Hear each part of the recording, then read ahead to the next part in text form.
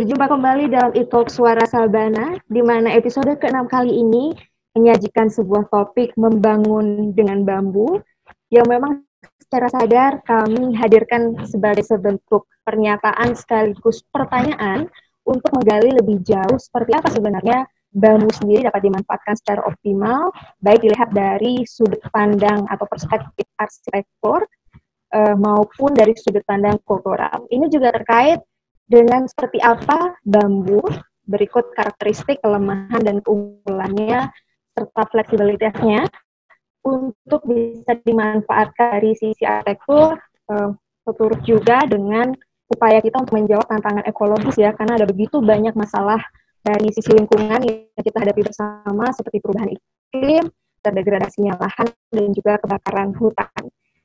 Dan ini juga topik membangun dengan baru ini kita upayakan untuk dihadirkan dalam e-talk episode kali ini juga untuk memantik satu diskusi melihat bambu bukan semata sebagai satu entitas, tapi juga melihat dari sudut pandang kultural, di mana di Indonesia sendiri sebagai satu negara dengan iklim tropis memungkinkan bambu bisa tumbuh dengan produktivitas yang tinggi dan juga secara rumpun. Jadi ini juga pastinya bambu sendiri memiliki kedekatan dengan masyarakat Indonesia. Jadi kita bisa melihat bambu dari sudut pandang kultural, seperti apa kepercayaan masyarakat Indonesia dan khususnya masyarakat Sumba dan kedekatan mereka dengan bambu ini. Kita akan berbicara lebih jauh mengenai bambu dan arsitektur serta sudut pandang kulturalnya dengan sejumlah narasumber terpilih kita pada hari ini. Kita terlebih dahulu yang pertama telah bergabung Ibu Sarah Hobjen, selaku co-founder dari Sumba Sustainable Solutions. Halo, selamat pagi, Bu Sarah.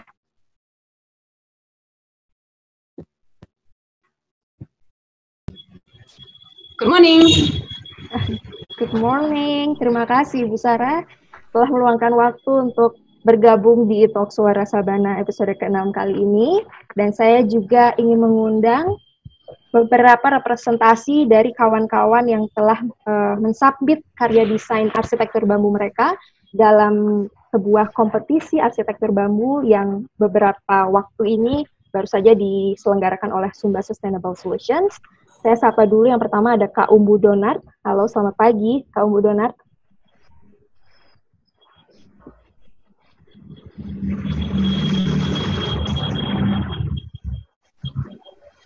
Selamat pagi, Kak Umbu Donard yang telah hadir juga nanti akan berbicara mengenai karya Kak Umbu Donard sendiri yang bertajuk Villa Alam.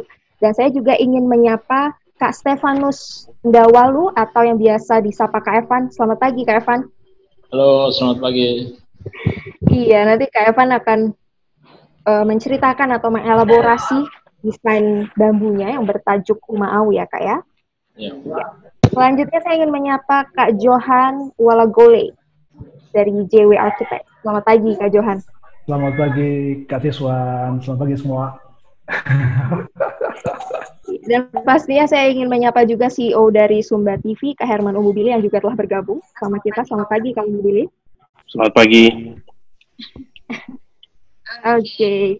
Baik, sebelum nanti kita mendengar sharing mengenai Sumba Sustainable Solutions dengan programnya dan juga karya desain arsitektur bambu dari kawan-kawan, kita mendengar terlebih dahulu mengantar mengenai topik membangun dengan bambu dari CEO Sumba TV. Silakan kepada kaum Billy. Silakan.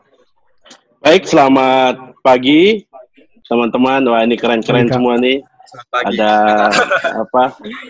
Ya, ini keren-keren lah. Jadi sebetulnya program e-talk ini program yang lahir di masa pandemi sekarang. Biasanya kan kami harus ke lapangan untuk merekam, tapi kita tetap harus produktif. Akhirnya adalah program ini gitu. Lalu saya ikuti ini, ya Sarah tahu persis, saya ikuti dari awal.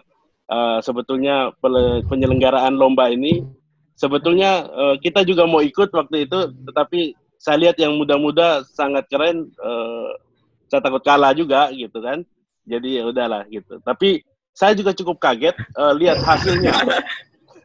saya kaget sekali lihat hasilnya dan jauh di atas ekspektasi saya gitu, jauh di atas ekspektasi saya. Dulu sebelum ada lomba ini saya tidak menyangka kita sudah sampai di level itu. Adik-adik udah asik sekali lah. Tinggal sekarang tantangannya buat kita adalah bagaimana ini teraplikasikan.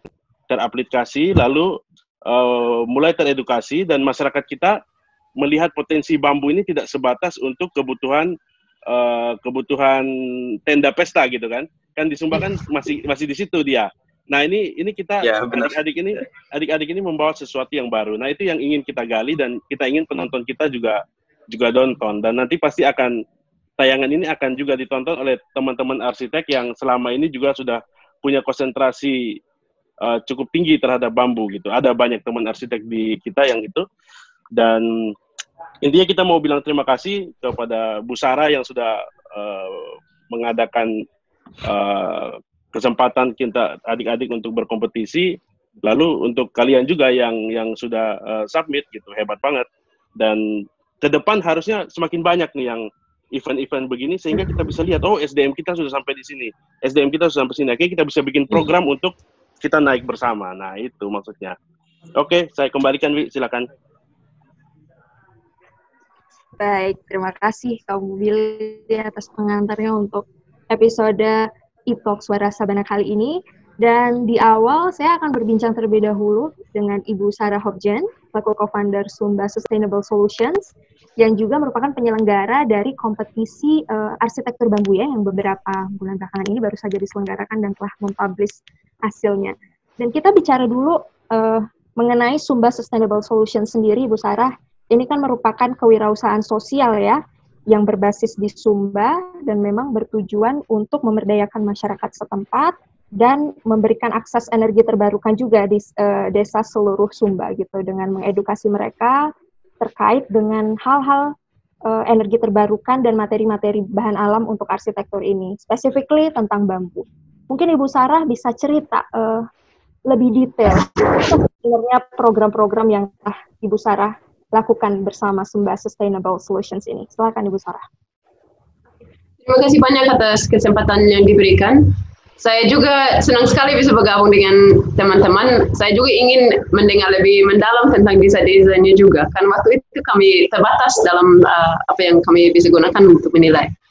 Jadi, Sumba Sustainable Solutions sebenarnya sudah dipikirkan selama 10 tahun. Saya sampai di Sumba 2008. Dan selama itu saya mengkajikan dan memikirkan bagaimana secara sustainable, tapi sustainable secara ekonomi, bahwa masyarakat dapat terlibat dalam perkembangan ekonomi.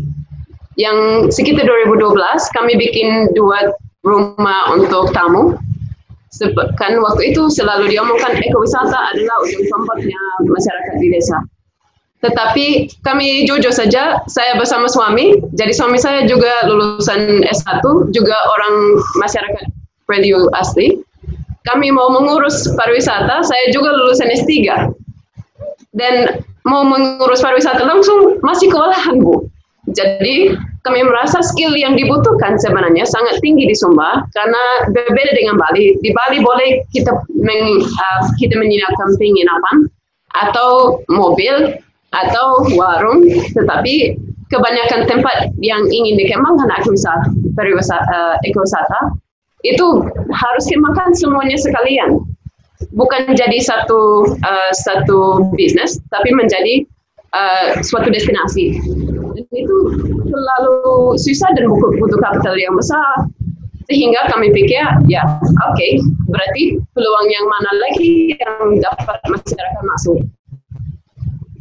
Kita sudah punya ide untuk bangun dengan bambu. Kebetulan rumah kami dibikin dengan bambu. Tetapi saya juga pada tahun 2017 dengar di Sumba Sustainable Tourism Coalition yang dihadirkan oleh teman-teman di Sumba Hospitality Foundation, bahwa banyak sekali investor yang ingin membangun yang baik, ingin menggunakan materi lokal, ingin menggunakan tenaga lokal, tapi kewalahan karena mereka tidak punya waktu atau pengetahuan yang dibutuhkan untuk seperti itu. Kami sudah tahu sendiri kalau di daerah tertinggal atau di daerah terpojok, semua supportingnya tidak ada. Jadi construction company yang biasa saja sangat susah diakses. Jadi kami pikir, ya sepertinya kami harus bikin seperti lebih mudah untuk orang sustainable daripada konvensional. ketika itu lebih mudah dan lebih efisien, ya otomatis mereka akan lari ke situ. Entah dia lebih murah atau tidak, mereka tetap ada price-nya ini, mereka menghargai waktunya dan ini, dan siap untuk bagaimana pengembangan masyarakat. Jadi sebenarnya visi dari Sumber Solusi Alam adalah memperdayakan masyarakat. Jadi benang merahnya di situ, tapi ada beberapa kegiatannya memang ketika dilihat secara terlepas, kenapa kok bisa digabung satu perusahaan? Tapi karena benang merahnya itu untuk mempermudahkan masyarakat masuk ke dunia usaha, ya ada beberapa polanya. Sumber Solusi Alam sendiri, Sumber Sustainable Solutions dalam bahasa Inggris, itu kami baru sebagai PT dari tahun lalu. Jadi perkembangannya sudah cukup cepat dan sangat menyenangkan. Kan ternyata ketika kita carikan orang lokal, malah banyak sekali yang sudah memilih untuk pulang membangun pulaunya sendiri. Seperti adik-adik yang ada di video call ini. Jadi kami rasa awalnya pasti akan butuh waktu panjang, ternyata tidak sepanjang yang kami harus dan yang kami pikir, jauh lebih cepat dan lebih mudah. Jadi mungkin itu saja pengenalan dari kami. Yang kedua yang saya tidak terlalu masuk sebentar adalah energi terbarukan. Jadi kami banyak kerja sama masyarakat. Jadi masyarakat sebagai supplier untuk bambu, tapi sebagai pelanggan untuk tenaga surya. Jadi dalam masyarakat yang sama. Nah, ini saja dulu. Ya. Terima kasih Ibu Sarah Hogjen yang telah berbagi mengantar terlebih dahulu seperti apa Sumber Solusi Alam ini ya, karena ternyata awalnya panggilan untuk membangun satu sistem ekowisata di Sumba, tapi memang keinginannya untuk yang lebih holistik ya Ibu ya, dan juga bisa memberdayakan masyarakat setempat. Baik, kita bicara tentang kompetisi yang baru-baru ini diselenggarakan oleh Sumber Solusi Alam, kompetisi tentang arsitektur bambu. Bisa cerita sebenarnya awalnya seperti apa akhirnya terbersit untuk mengadakan kompetisi arsitektur bambu ini? Silakan Bu Sarah. Oke, baik, terima kasih. Yang kami awalnya sebenarnya kita mau carikan partner untuk kerjasama, partner arsitek. Tapi kami pikir kalau kita hanya minta buka lowongan atau buka tender atau yang lain-lain, kan adik-adik selama ini ya mungkin bangunannya lebih banyak kepada semen, kepada ini. Jadi kami ingin kalau kita hanya buka yang seperti biasa, ya pasti tidak kesampaian mimpinya kita. Tetapi jadi berawal dari situ, bagaimana kita cari partner untuk ke depan. Tetapi semakin lama kami mulai rasa, ternyata banyak sekali yang keren-keren. Kami sampai dengan kewalahan di syaratnya, kami tidak sangka bahwa akan sesusah itu untuk memutuskan. Kami hanya berharap ya paling adalah 1-2 yang adik-adik ini ya. Jadi kami tidak sangka bahwa sebanyak ini. Ternyata dari 7 entry, 6-nya kami kewalahan, kok scoringnya bedanya tipis sekali. Dan ada juga yang kami mimpi untuk kreativitas setinggi mungkin. Akhirnya ada yang tinggi, kreativitasnya tinggi sekali, tapi ada juga yang kita lihat, ini asik sekali, tapi minat pasarnya di situ. Jadi agak jadinya menarik. Jadi mungkin seharusnya kami bikin beberapa kategori apa ke depan supaya bisa lebih terpisah dan lebih jelas syaratnya. Tapi ya itu awalnya. Dan kami dengan hanya sederhana saja, hanya modal saya buat iklan di PowerPoint, buat di Instagram. Saya tidak sangka bisa orang sukanya. Jadi ketika dipertanyakan banyak, holy moly, bahkan banyak sekali yang dari Jawa, dari ini yang ingin ikut. Tapi saya bilang kami butuh yang KTP Sumba. Entah maksudnya yang berdomisili di Sumba. Karena pada ke depan harus bisa yang bisa onsite. Dan ya itu pada akhirnya ya luar biasa hasilnya. Kami juga senang sekali. Termasuk juga yang kami tidak sangka, salah satu yang entry adalah tetangga. Yang kami inginnya bahwa kami harus cara carikan orang berdasarkan skillnya. Kalau kamu mau bilang harus yang bukan keluarga, ya berarti di luar Sumba. Kalau kami mau cari yang yang kami sudah kenal, takutnya bukan kurang di skillnya, tapi takut penilai orang dia hanya karena dia keluarga. Jadi kami butuhnya yang supaya adil cara penilaian, cara carikan partnernya. Baik, terima kasih Bu Sarah. Ini kita mau bicara spesifik tentang bambunya ya Bu Sarah ya. Setelah lebih dari 10 tahun bertempat tinggal di Sumba seperti itu, bagaimana Ibu Sarah sebenarnya melihat kedekatan masyarakat Sumba dengan bambu sendiri, Ibu Sarah? Seperti apa kedekatan atau keintiman mereka selama ini dalam kehidupan sehari-hari, sehingga bambu ini juga lekat gitu dengan kehidupan masyarakat di sekitar, dan apakah masih banyak gitu tanaman bambu sebenarnya di lingkungan Sumba sendiri? Silakan Ibu Sarah. Ya, saya lihat kalau masyarakat adat yang asli, ya mungkin tidak ada yang asli ya, tapi beberapa tahun yang lalu itu masih lekat sekali dengan bambu. Karena sering dipakai untuk lantainya, untuk bangun, kalau sampai di Sumba Barat, Sumba Barat Daya, bahkan untuk bangunan utamanya dengan bambu. Tetapi itu selalu dianggap sesuatu yang tidak permanen. Sehingga ketika diomong bangunan modern, itu harus dari semen dengan atap seng. Sedangkan kami lihat, justru dunia luar sudah sampai ke situ, baru putarnya lagi ke materi yang alam. Apakah tidak bisa kita potong jalannya? Kenapa kita harus putar lagi ke seng ini, apalagi bangunan permanen yang disebutkan? Ketika dia dengan dananya minim, batako dengan campuran tidak jelas, baru seng yang tipis-tipis, akhirnya tidak permanen juga. Ada gempa buminya, ada apanya, terlalu mudah untuk dia rusak juga. Jadi ketika kita mulai membeli bambu dari teman-teman di kampung, ternyata mereka malah merasa, ada sebagian yang bilang, ya kamu ambil saja, kami mau bakar sebenarnya untuk tanam jagung, tidak ada guna lagi. Jadi sedih sekali kami dengar itu, tapi ketika sudah ada uang di tangan, tidak jadi lagi untuk bakar, kan sudah dirasa, uang dari bambu bisa lebih dari uang di jagung. Dan kami juga lihat ketika sudah mulai bangun, ada juga yang muncul yang bilang, saya sebenarnya bisa begini, saya sebenarnya punya keterampilan itu dulu, tapi sudah lama tidak lakukan. Dan itu yang sangat buat kami semangat. Dan juga ada juga yang ketika sudah terima uang di tangan, mereka bilang, saya tanam lagi ini.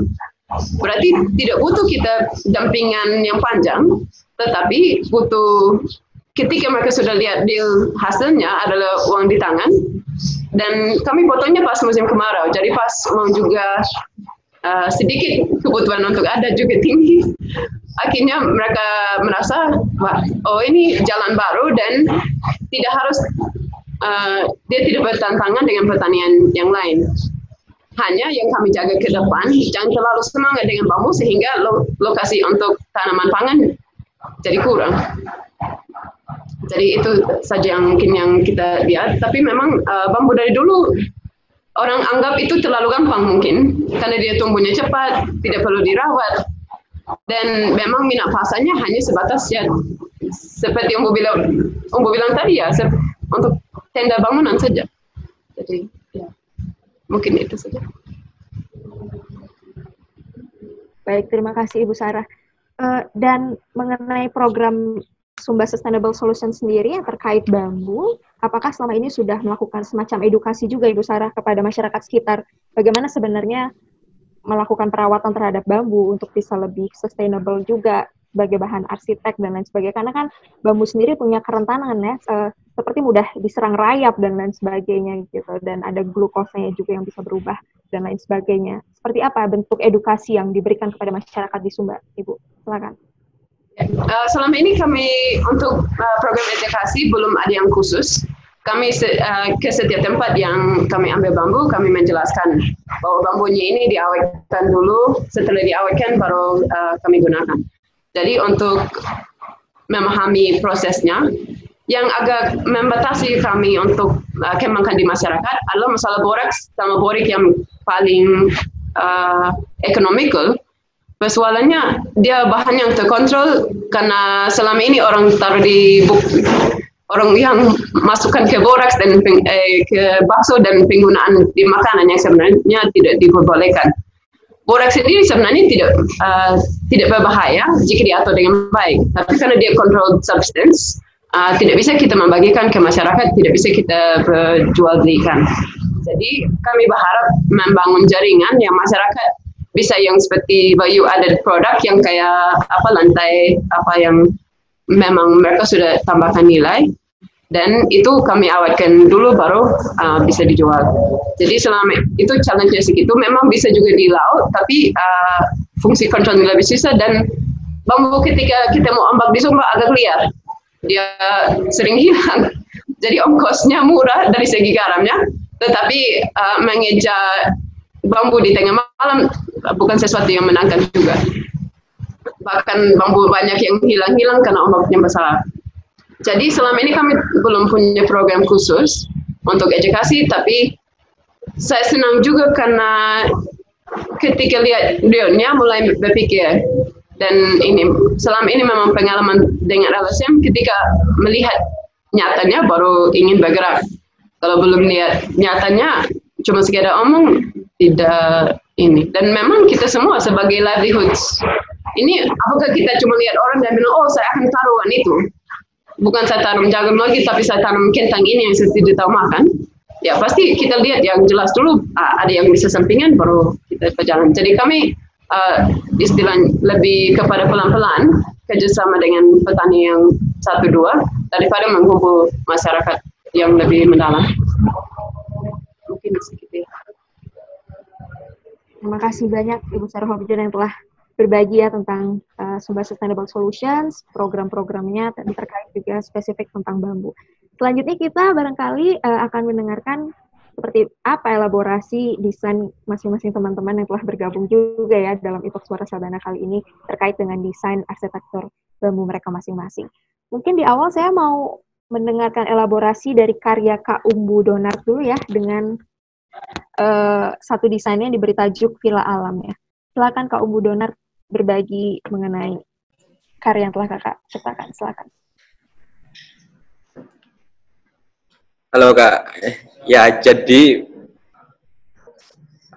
pas waktu ada lomba desain itu pas lagi di Sumba, pas udah selesai terus balik kampung, ternyata masuk dari via WhatsApp dari teman-teman, dari ya orang-orang yang saya mengenal selama ini. Jadi mereka karena tahunya saya cuman arsitek, jadi mereka langsung bilang, oh ini ada desain bambu, ada khusus untuk Sumba gitu. Jadi ya waktu itu cuman apa ya, kita melihat ini, oh ternyata ada juga ya kesempatan seperti ini. Selama ini kan jarang kita punya kesempatan kayak diberikan ruang untuk berekspresi ide. Jadi saya salut begitu dengan apa yang dilakukan oleh Kakak Sarah dan teman-teman. Jadi ketika berbicara bambu, memang kita membicarakan sesuatu yang ada di Sumba, dan itu ada dengan sistemnya barang rongsokan mungkin ya. Orang masih melihat bambu itu bukan sesuatu yang bernilai, masih melihat bahwa bambu itu cuman barang yang dipakai sebentar terus dibuang, paling ya cuman itu, paling untuk kandang babi ya, seperti sudah dikatakan kakak-kakak tadi.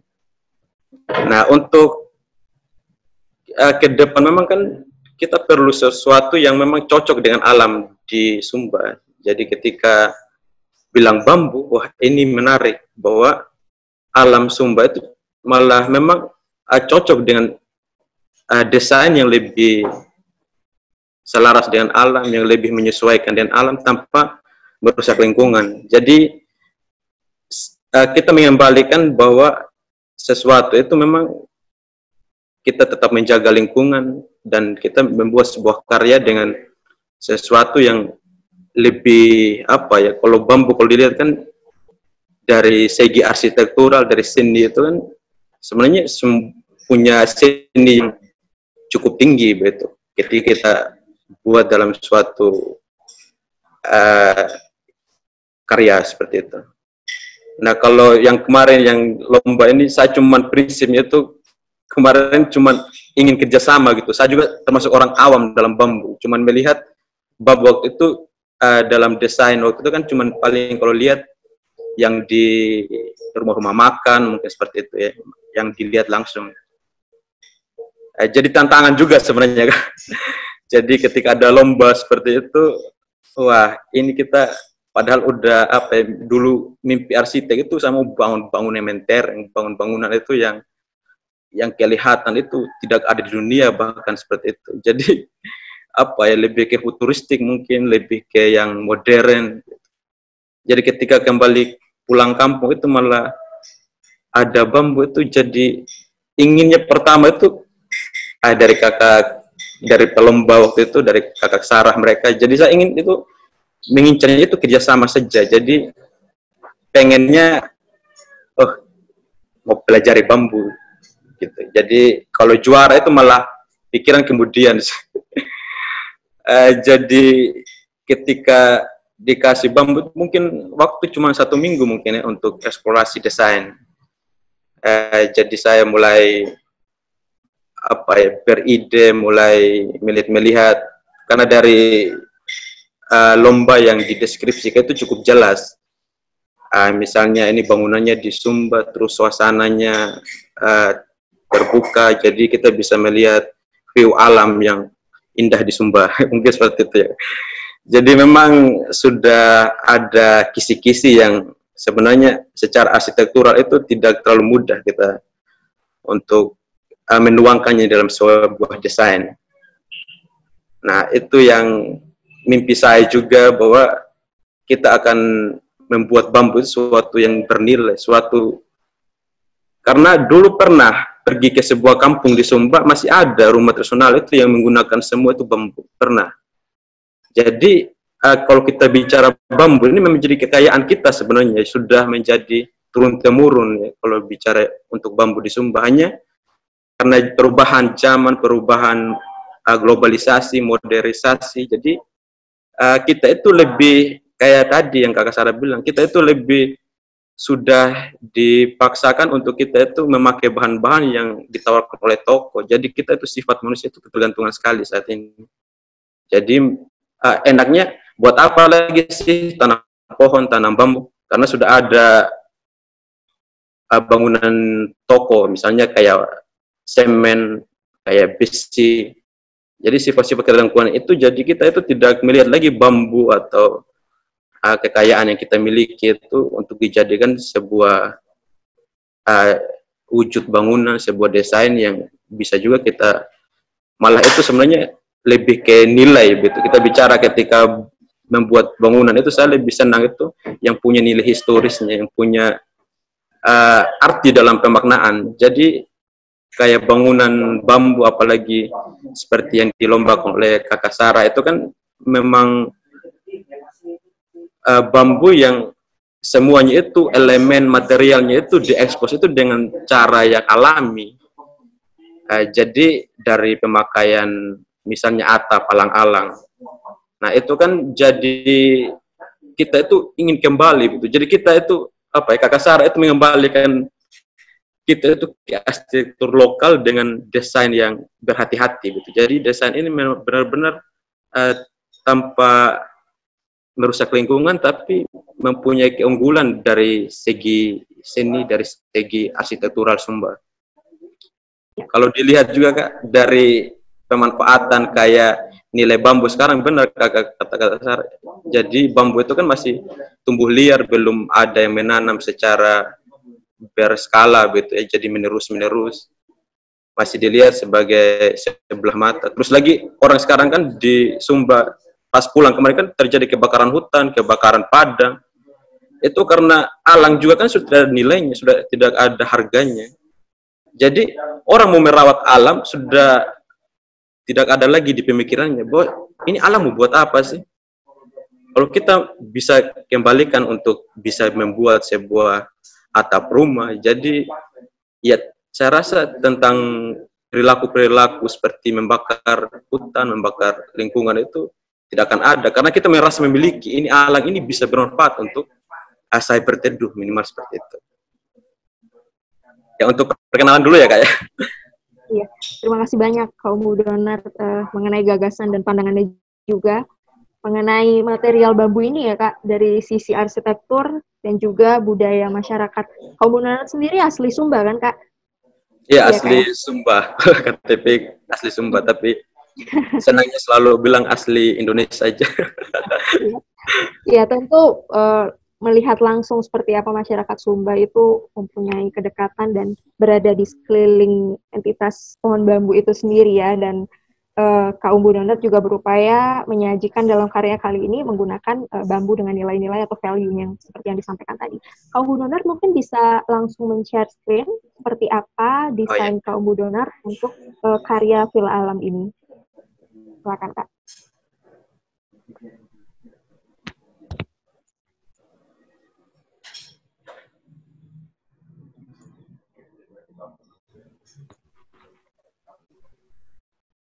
Iya, silakan Kak Umbu Donat langsung bisa Ya, dielaborasi. Oke, silakan. mungkin dari ide awal ya. Jadi pendekatan konsep saya jadi sebenarnya tidak terlalu susah karena malah saya sebenarnya berterima kasih kepada nenek moyang saya yang di Sumba dengan khususnya rakyat Sumba ya, yang sudah mendesain bangunan tradisionalnya itu secara mengulang-ulang dan nilai historisnya itu yang sudah ada di Sumba. Jadi pertama itu memang konsepnya budaya, terus lokalitas, terus identitas. Bagaimana saya menggabungkan ciri khas yang memang kita miliki. Dan saya selalu percaya bahwa itu menjadi kekayaan yang kita punya sebagai suku Sumba. Jadi konsep filosofinya itu memang dari rumah adat di kampung-kampung. Jadi dari segi orang Sumba, kalau filosofi rumah adat itu memang ada dibagi 3 kategori pendekatan bentuk. Ada dunia atas, dunia tengah, dan dunia bawah. Tapi kalau dalam konsep rumah, tetap dibilang itu rumah satu lantai, rumah tinggal.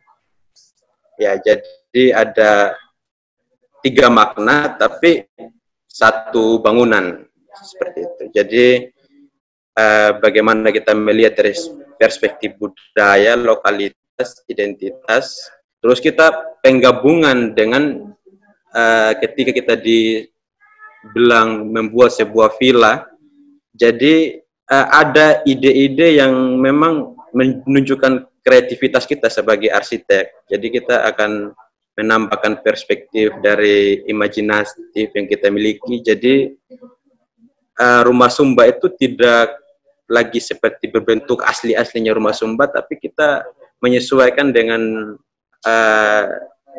batasan-batasan yang diberikan dalam lomba.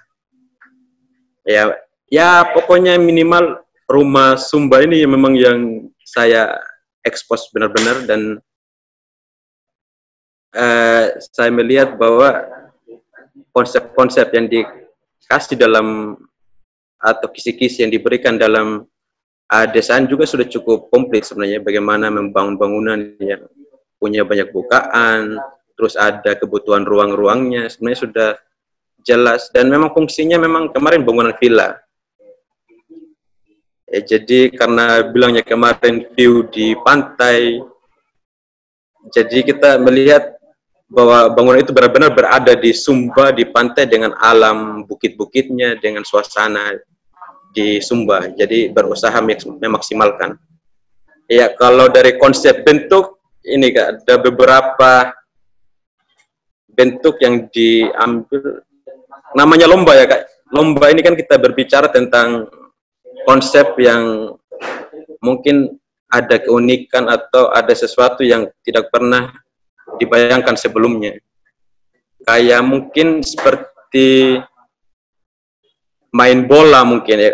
Jadi kita itu bisa melihat, membaca sebelumnya, sebelum pertandingan, jadi membaca dari tim-tim yang akan mengikuti lomba. Jadi saya memilih bentuk tabelo. Tabelo ini adalah semacam ornamen yang dipakai di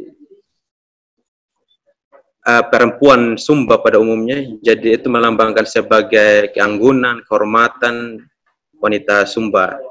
Ya biasa kalau rambu mereka pakai itu kan kelihatan lebih kelihatan aura-aura kecantikannya, atau biasanya kan dipakai dalam acara-acara kebudayaan lainnya, misalnya pada penggelaran seni budaya ataupun dalam kebudayaan kawin mawin. Ya, jadi transportasi desain dari bentuk ini diolah lagi untuk bagaimana mewujudkan sebuah desain yang saya maksudkan tadi itu tidak lari dari filosofi Rumah Sumba. Jadi ternyata dari tabelo yang biasa dipakai ini kan sudah bertransformasi juga dari dulu, sekarang, dan saat ini. Jadi ada semacam penambahan dari bentuk-bentuk. Tapi kalau lihat dari sejarahnya, asal mulanya itu memang filosofi tanduk kerbau. Bentuknya itu lancip meruncing ke atas. Nah, ternyata kalau lihat dari sejarah Sumba juga, filosofi tanduk kerbau ini memang menjadi identitas, menjadi status sosial bagi orang Sumba. Jadi kita biasa kalau di setiap event-event budaya, atau biasanya yang lebih dominan ya di sistem di Sumba, kalau apa namanya, kalau pergi kematian ya, budaya kematian itu yang sering sekali. Jadi orang itu terjadi pemotongan kerbau. Itu merupakan simbol budaya yang wajib biasanya di Sumba seperti itu.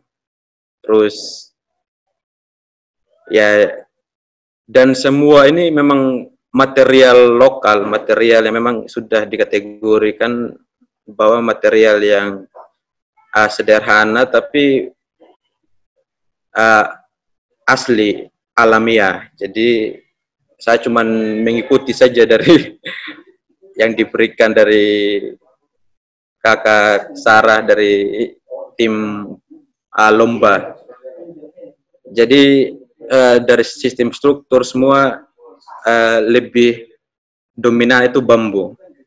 Saya cuma memainkan sistem yang sudah terbentuk ya, misalnya dari bentuk yang tadi diolah ini jadinya dikolaborasi seperti tetap bentuk Rumah Sumba. Jadi ada lekukan, ada segi-segi tiga, ada ya sebenarnya mengikuti mengalir, prinsipnya begitu. Jadi dari desain kaca-kaca, kalau dilihat-lihat sini kan banyak segitiga, banyak apa, karena memang dari sistem struktur Sumba yang sudah melancip.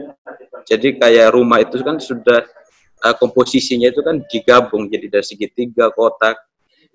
Jadi dari semua desain ini mengikuti mengalir, baik dari bukaan-bukaan misalnya seperti jendela.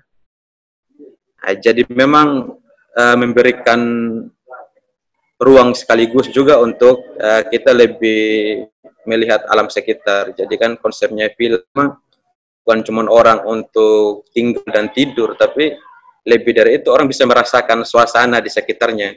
Jadi memang itu tantangan terbesar kemarin, bagaimana bisa membuat Rumah Sumba. Selama ini kan Rumah Sumba kan tertutup, kesannya seperti cuman depan belakang, seperti itu, biasanya begitu. Tapi ketika disuruh bagaimana supaya lebih terbuka dan orang merasakan suasana di sekitarnya, jadi ya itu yang memang memacu kreativitas sebagai arsitek. Terus apa lagi ya? Oh ya, dari denah juga filosofi Rumah Sumba kan, kalau dari semacam dari bentuk biasanya kotak. Jadi saya waktu itu ketika mengambil bentuk juga ya tetap menggunakan sistem kotak dengan ukuran yang kemarin sudah ditentukan, itu tidak boleh lebih dari 75 meter persegi. Jadi saya menggunakan itu angka yang di bawah itu. Jadi di bawah ini memang ruang terbuka. Sebenarnya kalau di rumah ada sebenarnya biasanya ruang di bawah itu untuk hewan, untuk ya, jadi memang filosofinya itu yang biasanya di bawah untuk ternak. Tapi saya mengubahnya itu di bawah itu bisa jadi ruang bebas, jadi ruang yang bisa kita menikmati suasana yang dari berbagai sudut pandang, jadi tidak ada batasan pemandangan, batasan view. Terus naik ke lantai 2 itu tangganya saya buatnya itu di belakang, jadi mengesankan bangunan itu lebih terbuka ke depan, terus akses naiknya lewat belakang. Jadi kan karena kebetulan juga di bawah itu ada kamar mandi, jadi desainnya memang lebih fokus kan biar di bawah mandi, terus di atas lebih ke di lantai 2-nya itu jadi tempat tidur sama ruang ruang bertemu dan sekaligus juga ruang dapur kecil-kecil, dan lebih bisa melakukan ruang ini bisa bersama-sama. Mungkin itu saja, Kak. Kalau dari segi desain sebenarnya sih tidak terlalu rumit, cuman apa ya, kita kan memang yang menjadi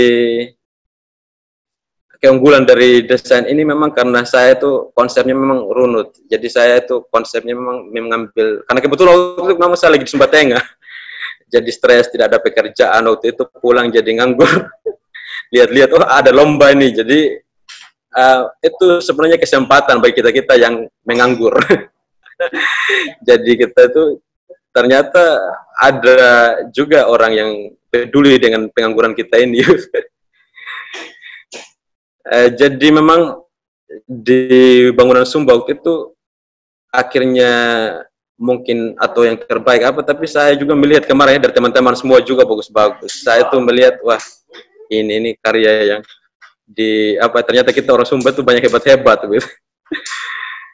Jadi saya juga melihat dari karya-karya dari kakak-kakak mereka, wah ini wah berarti kita punya banyak arsitek ternyata. Pikir juga begitu kemarin, karena kita kan selama ini kalau pulang Sumba itu kebanyakan kerjanya yang malas struktur kasar, misalnya kayak jalan, kayak jembatan. Jadi peluang untuk kita berkarya di Sumba itu sangat minim. Jadi kita dipaksa itu menyesuaikan sipil gitu kan. Kita tidak pernah belajar tentang jembatan, akhirnya mau tidak mau harus cari bagaimana lagi struktur jembatan, struktur apalagi selokan gitu. Nah itu kemarin banyak tawaran juga dari situ, tapi saya kan tidak merasa di situ jiwa saya, jadi saya malah tetap aja, maksudnya saya tetap berkecimpung di dunia arsitektur karena saya lebih senang di sesuatu yang sudah saya suka. Baik, iya terima kasih. Itu saja Kak Dewi. Iya, terima kasih Kak Umu Donat sudah berbagi dan mengelaborasi karyanya ya terkait dengan Villa Alam yang tadi sudah disampaikan bahwa memang ada filosofi berlapis ya mengenai rumah atau villa alam itu, dari 3 dimensi rumah adat Sumba yang bagian atas, tengah, dan bawah, termasuk tadi juga mengangkat sisi keanggunan wanita Sumba itu ya dengan mahkotanya yang dikenal dengan tabelo atau tanduk kerbau itu ya. Terima kasih banyak Kak Donat sudah berbagi. Selanjutnya kita akan mendengarkan elaborasi karya dari Kak Evan yang pada kali ini mengambil tajuk untuk karyanya Umaau atau rumah bambu ya. Silakan Kak Evan. Seperti apa Kakak melihat bambu sekarang diberikan peluang oleh Sumba Solusi Alam ini untuk dieksplorasi dalam bentuk arsitektur. Proses kreatifnya seperti apa Kak Evan? Silakan. Oke, baik. Terima kasih atas waktu yang diberikan. Bicara bambu, suatu apresiasi kepada alam, karena untuk saat ini pengembangan pembangunan untuk secara khusus kita Indonesia di Sumba, kelihatannya pengembangannya itu pada 10 beton dan sekarang sudah sampai mungkin sudah struktur baja. Tapi dengan adanya suatu ide untuk mengembangkan bambu, itu suatu apresiasi untuk alam kita, bahwa tetap dikembangkan dan tetap dipakai, gitu. Sehingga tidak menjadi seperti yang Kak Billy bilang tadi, hanya pakai tenda untuk acara. Gitu. Untuk bambu sendiri, bagi saya seperti apa ya, uh, sesuatu yang fleksibel, sesuatu yang anggun gitu ketika dia berdiri. Jadi seperti pada saat diterapkan dalam bangunan dengan konsep-konsep struktur yang fleksibel itu kelihatannya lebih bagus, lebih indah. Dan juga untuk bambu itu sendiri setelah dikembangkan, saya rasa itu menjadi lahan kerja juga untuk para petani-petani, karena selama ini hanya secara khusus untuk Sumba ya petani di sawah, di kebun seperti padi, jagung. Tapi dengan adanya pengembangan bambu seperti ini, mungkin ada sesuatu yang baru yang mungkin mereka budidaya bambu atau ya bekerja sama begitu dengan secara khusus Sumba Solusi Alam. Dan juga dengan konstruksi bambu ini bukan hanya sebagai struktur atau digunakan untuk konstruksi bangunan, tapi bisa juga digunakan. Kemarin sempat jalan-jalan gitu ya bangunan yang dibentuk dari bambu. Jadi bukan hanya sebagai konstruksi, tapi bisa juga sebagai furniture. Cara yang saya tidak habis pikir itu gagang pintu bisa digunakan dari bambu. Itu menjadi wah, ternyata kita punya pemikiran masih sangat sempit begitu. Makanya kenapa tidak dari dulu? Kenapa tidak kita kembangkan? Kenapa kita tidak pakai? Jadi dengan adanya satu seperti Sumba Solusi Alam itu, dengan adakan lomba yang kemarin itu, pertama kita bilang ya coba ikut saja, karena kita wah ini sesuatu yang baru gitu. Sesuatu yang baru. Dan pada saat kita sekolah mungkin kebanyakannya itu kita lebih ke struktur beton dan seperti yang lain. Bambu itu mungkin hanya sebagai teori aja, tapi yang adanya lomba kemarin itu membuat kita semakin ya kita kayak ditantang gitu. Ini kita coba ikut dan kita coba. Dan bambu juga sebenarnya itu bukan sesuatu yang baru untuk kita. Dan saya juga mengambil konsep pada saat mulai memikirkan konsep awal untuk desain lomba ini. Saya bilang sebenarnya kita para nenek moyang kita, leluhur kita, arsitektur bambu itu sudah ada dari dulu. Ya, kita perlu mungkin satu kode untuk kita para arsitek zaman sekarang untuk kalian tidak boleh melupakan gitu. Tidak boleh melupakan kami sudah pernah yang mungkin kita boleh dikata mereka adalah arsitek zaman dulu gitu. Dan kode buat kita ya kita harus bangkitkan kembali gitu arsitektur Sumba, secara khusus tradisional Sumba ini. Nah, situ saya mengambil konsep bahwa ya sudah, bagaimana kalau konsepnya itu dibiarkan kayak aslinya gitu. Aslinya bangunan tradisional Sumba. Jadi saya di sini mengambil konsep bentuk rumah adat Sumba. Jadi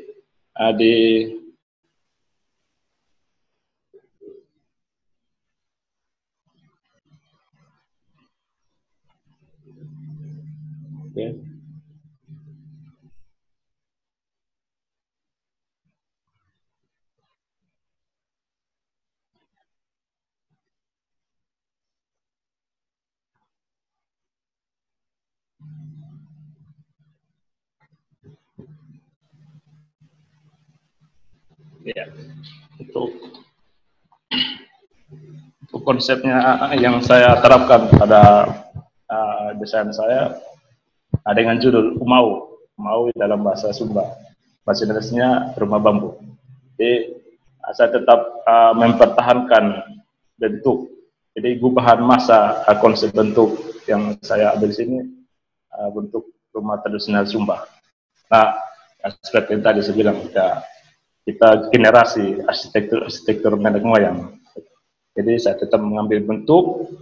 Jadi gubahan masanya tetap dipertahankan, dan ya sedikit ada modifikasi dan seperti di material kaca dindingnya itu jendela saya gunakan kaca sebagai bukaan untuk bisa melihat keluar. Tapi untuk secara umum dari konstruksi tetap menggunakan bambu sampai konstruksi atap, dinding, dan konstruksi bawah. Untuk ruang-ruangan di sini karena dalam lomba ini sudah ditentukan ruang-ruang apa saja yang akan hadir dalam desain yang akan dilombakan. Jadi seperti Dena ini sudah coba buat, dan memang untuk ruang-ruangan yang seperti di rumah tradisional Sumba memang tidak 100% ya sesuai dalam desain lomba ini, di mana gubahan bentuknya tetap mempertahankan tradisional Sumba. Karena pertama, jadi setiap orang melihat bangunan ini, oh itu rumah Sumba. Jadi sebagai ikon daerah kita Sumba. Dan untuk dari konsep bentuk menggunakan gubahan masa rumah tradisional Sumba, dan untuk ruang di dalam saya mengambil tiga ruang seperti pada budaya Sumba. Ada 3 ruang yang seperti tadi kakak Umudonan juga sudah presentasikan. Ada 3 ruang atas, ruang tengah, dan ruang bawah. Jadi di sini untuk ruang atas tetap seperti rumah tradisional Sumba di ruang dan itu untuk kalau di budaya Sumba itu sebagai ruang nenek moyang, ruang untuk para leluhur kita. Untuk ruang tengah dia sebagai ruang manusia yang tinggal di dalamnya. Kalau untuk ruang bawah biasa digunakan untuk orang bilang ruang arwah, ruang bawah. Tapi untuk rumah tinggal untuk masyarakat Sumba, biasa ruang bawah itu digunakan untuk seperti tempat menyimpan barang-barang, menyimpan hewan. Ruang tengahnya untuk ditinggal, dan ruang atasnya untuk seperti lumpur. Selanjutnya,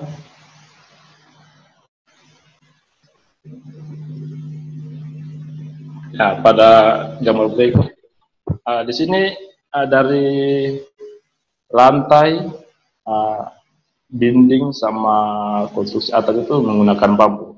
Jadi pada saat desain itu saya coba mencari di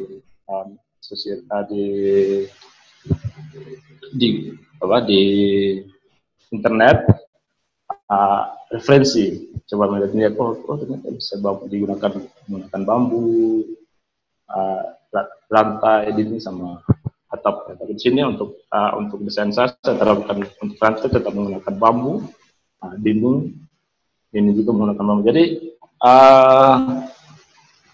yang saya ingin kreasi itu untuk interiornya, untuk interiornya. Seperti pada penutup dinding ini ya menggunakan bambu-bambu yang lebih fleksibel, karena biasa kalau di rumah-rumah masyarakat atau rumah tinggal itu hanya kayak gedek, hanya lurus-lurus apa begitu. Tapi untuk desain saya ini saya coba membuat sesuatu yang lain gitu, dengan tampilan-tampilan yang seperti pada gambar. Dan juga menyangkut tradisi juga kita orang Sumba, bahwa sangat rawan untuk segi keamanan orang Sumba, karena ya sering terjadi seperti pencurian, yang ya kejadian yang masih rawan lagi. Tapi dengan konsep desain saya ini saya coba membuat desain saya bahwa ada kesan tertutup, tapi bisa dengan bisa menikmati suasana pemandangan di luar ruangan villa gitu. Seperti kemarin kan sudah dikatakan bahwa di konsep letak sayapnya ini dekat pantai, jadi coba dibuat bukaan luas tapi tetap keamanannya itu terjaga.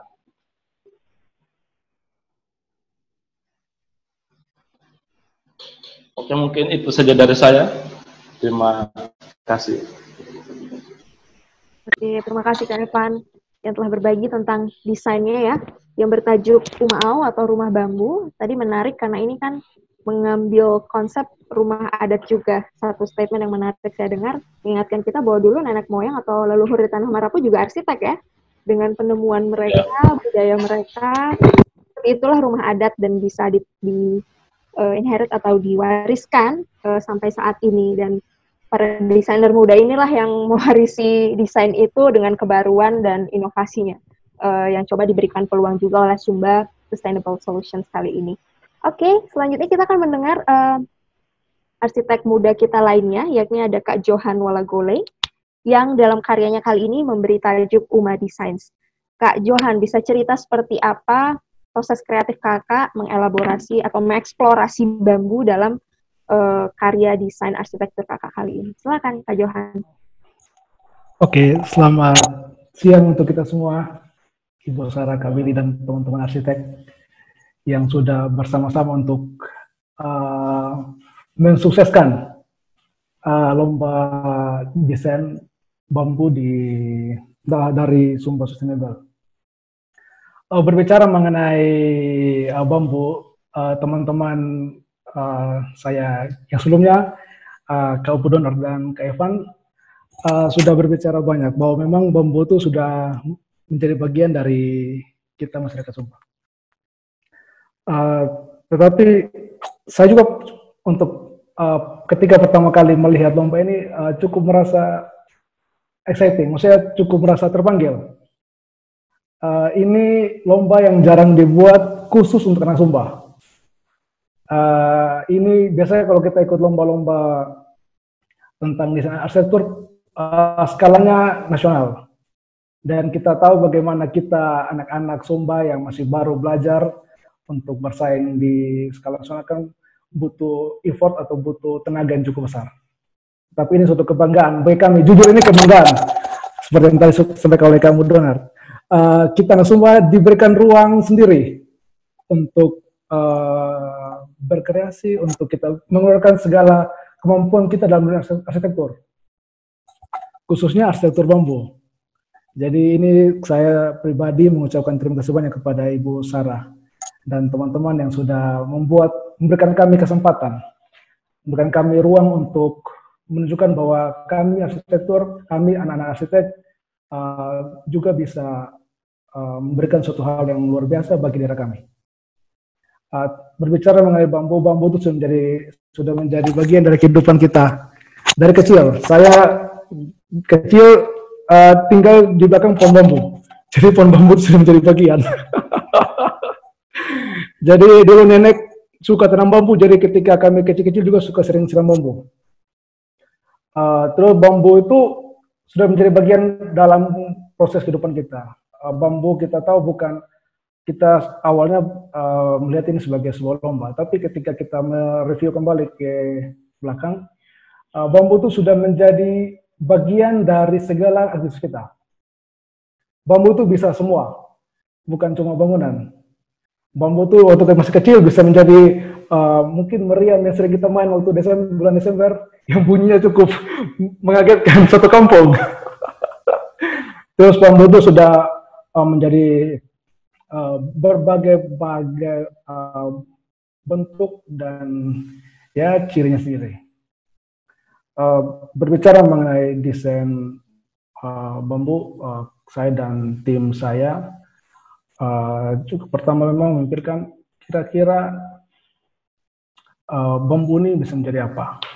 Memang setelah kami membaca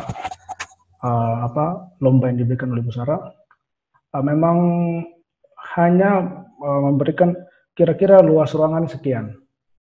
Terus kira-kira nanti dia akan ditempatkan di tepi pantai. Tapi kita kemarin berpikir, coba kita ini di Sumba. Otomatis kalau bambu itu bisa semua, bagaimana kalau kita lebih mengeksplor lagi? Jadi saya tangkapnya kami ketika kami pertama kali membaca, ini akan menjadi bambu ini akan menjadi sebuah tempat atau sebuah bangunan yang kita katakan mungkin villa begitu untuk orang-orang dari luar Sumba datang ke Sumba, terus mereka akan tinggal ke situ. Itu yang pertama kali kita tahu, ini pasti akan bukan hanya orang Sumba, tetapi semua orang dari seluruh dunia akan, mungkin karena ini Sumba pulau terindah dunia, jadi mungkin akan banyak orang akan datang. Nah, dalam proses itu kami mencoba kira-kira bagaimana membuat desain tempat tinggal ini serasa rumah, tetapi jangan sampai mereka tinggal terlalu lama. Jadi maksudnya pastikan ini mereka berlibur ini kan tidak mungkin 1-2 tahun atau mungkin, jadi mungkin cuma ya 4-5 hari. Tapi ketika mereka pulang ke Drasal, mereka merasa terpanggil, oh oke. Berikutnya ketika saya mau ke Sumba, saya mau ke situ. Tempatnya bagus, seperti itu. Nah, jadi kalau masalah berbicara mengenai desain bambu, saya mungkin yang akan berbeda dengan teman-teman sebelumnya. Jadi kalau teman-teman sebelumnya mungkin karena karena saya yang jarang masuk rumah Sumba. Jadi kalau teman-teman sebelumnya berbicara tentang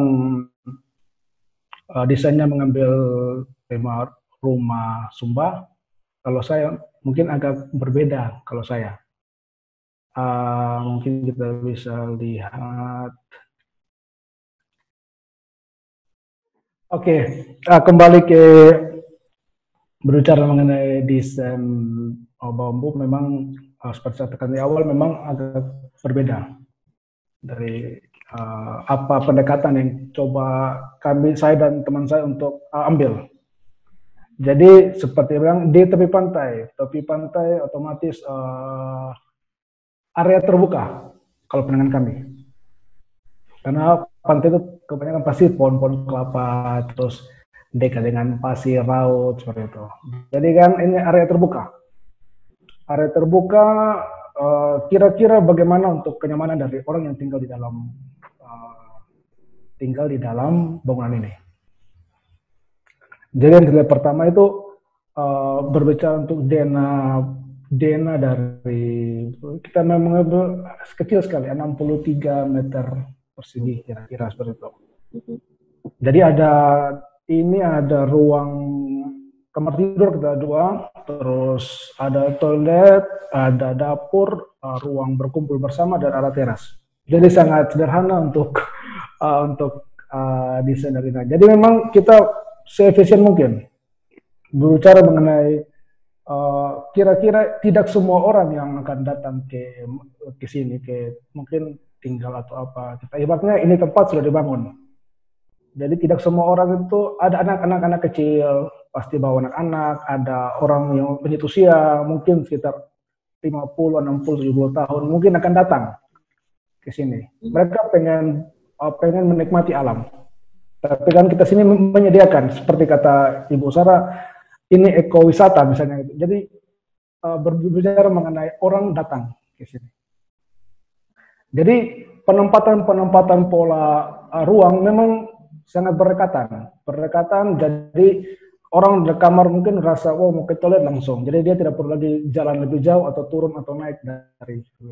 Terus ruang berkumpul juga bersama lebih dekat. Jadi kebiasaan orang-orang yang pergi wisata itu, jadi habis setelah jalan-jalan, setelah pantai, oke berkumpul dulu, kita minum kopi, oke capek, terus kita tidur.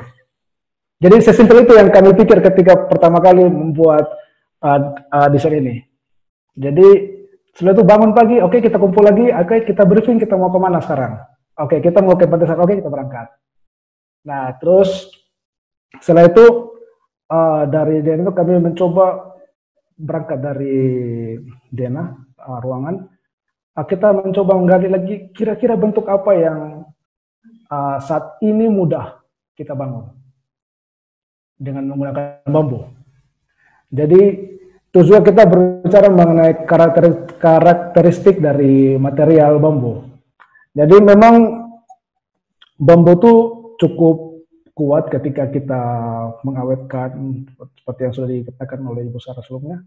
Tapi ketika tiap saat dia terkena terpaan panas, kena terpaan angin atau mungkin air seperti itu, akan cukup berpengaruh pada usianya dari bambu. Jadi itu lagi yang hal kedua yang kami coba gali lagi. Setelah ruang kita mencoba dari kebiasaan, kita coba mengenal lagi karakteristik dari material. Karena ini bukan material yang berbau beton atau berbau yang seperti tadi saya katakan tentang dari toko, mungkin semen atau apa. Jadi kita coba lagi. Kita arsitek itu memang yang kami dengan teman saya berpikir, kita harus mengenal lagi kira-kira materialnya kita kan seperti apa. Jadi terus kita pakai bambu, jadi kita harus mengenal bambu seperti apa. Dan kita tahu bambu salah potong pun di bulan yang salah akan cepat rusak. Ini baru salah potong. Jadi katanya potong itu harus bulan gelap, jangan bulan terang. Nanti bulan terang nanti bambunya cepat banyak rayap, begitu.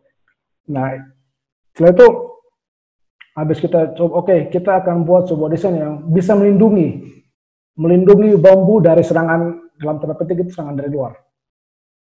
Jadi akhirnya keluarlah bentuk yang hampir semua bentuknya itu ditutup oleh alang. Jadi ini ditutup oleh alang, semua di sini ditutup oleh alang, samping belakang kecuali di depan. Tetapi kami juga tetap memberikan ruang untuk bambu itu untuk keluar. Selain dia di dalam dari kita mengekspos struktur bambu. Jadi ketika orang masuk ke dalam untuk ini dari bambu. Tapi di sisi luar juga kami berikan sedikit ruang untuk bambu itu untuk keluar. Begitu. Jadi ini alasan yang berikutnya, ini mudah. Kalau misalnya ada apa, mudah kita perbaiki. Jadi maintenance-nya mudah. Jadi ada bambu ini kita tidak terlalu tutup bambu, tapi kita keluar juga. Nah, area-area ini yang menurut kami ini jika mungkin nanti terkena atau sudah sesuai usia, kita mudah untuk ganti. Kita tidak perlu lagi naik membongkar atap yang banyak, tapi kita bisa ganti hal-hal yang kecil-kecil di bagian bawah saja. Tapi yang bagian atas, menurut pandangan kami sudah terlindungi dengan baik. Habis itu di bagian depan, fasad depan dari villa bambu ini, kami berikan bukaan yang cukup besar. Jadi ini yang kami coba menangkap, ini akan view-nya akan ke laut, kita bayangkan ya, kan ke laut. Begitu. Jadi kamar tidur pun juga akan ke laut. Ini kamar tidur bagian depan khusus orang dewasa, jadi bisa mengontrol diri. Yang bagian belakang ini khusus anak-anak sih mereka. Jadi supaya mereka tidak sering tiba-tiba malam takutnya keluar dari jendela kan, lari ke pantai. Begitu. Jadi kami bukan cukup besar dengan permainan dengan menggunakan juga dinding atasnya itu dari bambu. Jadi sirkulasi udara tetap diutamakan di bangunan ini. Terus bagian atas dari bangunan ini kami berikan skylight. Jadi ada seperti ya mungkin material yang tembus cahaya bisa tembus dari atas. Jadi ini membantu memberikan cahaya alami dalam bangunan. Jadi memberikan rasa yang berbeda. Kita di sini, ibaratnya kita siang kita bisa mengurangi penggunaan tenaga listrik sini. Jadi di sini juga ini juga bisa dibuka atasnya nih. Jadi kalau memang udaranya lagi bagus, oke, kita tarik atapnya ini bisa terbuka begini, jadi udara bisa masuk saya ke atas, kayak begitu. Jadi memang kita tidak melakukan pendekatan ke arsitektur lokal Sumba, tapi kami rasa atapnya tinggi-tinggi mungkin agak mirip-mirip mungkin atas apa seperti itu. Terus di dalam proses desain ini kami yang awal itu memang hanya bagaimana ini bisa dibangun. Kami arsitek itu ingin, walaupun ini hanya lomba, tetapi kami itu ingin bagaimana kira-kira kita coba, ayo dong desain yang kira-kira ada investor yang mau bangun bangunan ini, sehingga kami itu arsitek itu sebagai suatu kebanggaan. Kalau misalnya ada tiba-tiba, ini bangunan mau dibangun mungkin sama investor mana, kan kebanggaan. Jadi tapi juga tidak terlepas dari kemampuan atau SDM yang sudah disampaikan oleh Ibu Sarah tadi. Jadi misalnya kami tidak pengen buat satu hal yang terlalu rumit-rumit juga, karena memang kami juga belum sampai ke sana. Tapi kami ingin desain ini bisa memberikan ruang, bisa memberikan tempat bagi orang-orang kita, orang Sumba, orang-orang lokal khususnya, dengan bentuk-bentuk sederhana, perlakuan pekerjaan struktur juga tidak terlalu rumit, jadi mereka bisa ada ruang di tengah masa seperti ini mungkin, atau akan datang, mereka punya ruang, mereka punya kemampuan. Karena kita tahu bahwa orang-orang kita di sini kan sudah sering membangun rumah yang berbasis kayu dan bambu. Jadi ketika diberikan suatu desain yang cukup mereka bisa bangun, tetapi bagi orang yang datang, oke, ini bagus bagi kita untuk tinggal. Dan memang ini kami buat kecil-kecil saja, 63 itu ya, mungkin supaya pas untuk lahan yang kecil. Jika suatu saat ada investor, oke, saya punya lahan cukup ini, kira-kira bisa tidak desain ini kita bangun, seperti itu. Kira-kira itu dari saya saja, Kakak. Terima kasih banyak. Oke, terima kasih Kak Johan yang telah berbagi tentang karyanya yang diberi tajuk Uma Designs. Ini juga memperhatikan bagaimana cara merawat bambu itu sendiri ya sebagai material dasar dari karya yang sudah Kakak coba eksplorasi seperti itu. Oke, saya akan kembali ke Ibu Sarah Hopjen. Ibu, ini kita sudah mendengar seperti apa elaborasi karya masing-masing arsitek muda ini yang juga sempat disamit ya dalam kompetisi yang Ibu selenggarakan. Seperti apa kemudian setelah atau pasca kompetisi ini dieksekusi Ibu selanjutnya? Seperti apa keberlanjutan proyek-proyek dalam kompetisi ini? Silakan Ibu Sarah. Baik, terima kasih. Jadi kami sudah menjanjikan kepada teman-teman sebelum masukkan desainnya ke lomba bahwa jika ada yang berminat untuk kembangkan desainnya mereka, kita akan kerjasama dengan mereka. Jadi kami juga rasa banyak waktu juga, banyak mimpi yang kami minta. Sedangkan hadiahnya juga kok kecil sekali, baru yang tidak semuanya kan sampai ke situ. Jadi kami sekarang sudah ada 5 klien yang lagi berjalan untuk arsitekturnya, dan yang satunya dari memilih langsung Pak Johan punya hasil karya, yang satunya pilih ada selain itu Pak Yanto Lewen punya hasil karya. Yang satu berminat untuk Umbu Donat punya hasil karya, tapi masih dalam tahap keduanya. Dia ada 2 tahapnya dan dalam tahap kedua. Jadi kami masih bujuk-bujuk ya. Tapi mungkin yang Adik Umbu Donat punya ya seperti Johan bilang, kami harus memikirkan agak lebih dalam tentang bagaimana bambunya terlindung sedikit. Jadi mungkin atapnya harus ada modifikasinya sedikit. Tapi konsepnya tetap dijalankan. Dan yang sebenarnya saya tidak sangka bahwa lomba ini bisa berdampak kepada perusahaan kami. Saya hanya bicarakan saya ketahui tadi waktu bilang arsitek dari nenek moyang, kan memang kami bangun rumah Sumba, dan arsitek kami adalah boku yang ketua adat yang tahu bangun rumah adat. Kami bilang, berarti kami ambil desain rumah adat murni, tapi adalah beberapa variasi. Akhirnya kami kewalahan di tengah jalan karena banyak keputusan yang harus diambil dengan sudah salah langkah baru pikir kembali karena tidak ada arsitek yang memikirkan holistiknya. Jadi kami kewalahan dan saya sudah mengaku tidak akan saya buat lagi tanpa ada arsitek yang membantu. Karena pola pikirannya dari awal sampai akhir untuk penggunaan ruangnya, untuk ini. Jadi sampai sekarang masih ada beberapa yang kami ingin perbaiki lah untuk berubah sedikit di rumahnya kami sendiri. Tapi sebenarnya dampak untuk perusahaan kami sudah sangat besar karena setiap orang yang tanyakan saya sesuatu selalu sudah lihat dari hasil adik-adik arsitek sebelumnya. Jadi mereka punya ide, punya keyakinan ke kita, kan perusahaan kami masih muda, belum banyak yang kami bisa menunjuk, oh ini hasil kami. Tapi ketika dilihat dengan sangat realistik bangunannya, akhirnya mereka tidak perlu interpretasi lagi, mereka sudah boleh mimpi, wah kalau seandainya saya tinggal di situ, seperti apa hidup saya. Akhirnya sangat membantu orang untuk nyambung dari mimpi langsung akhirnya menjadi klien.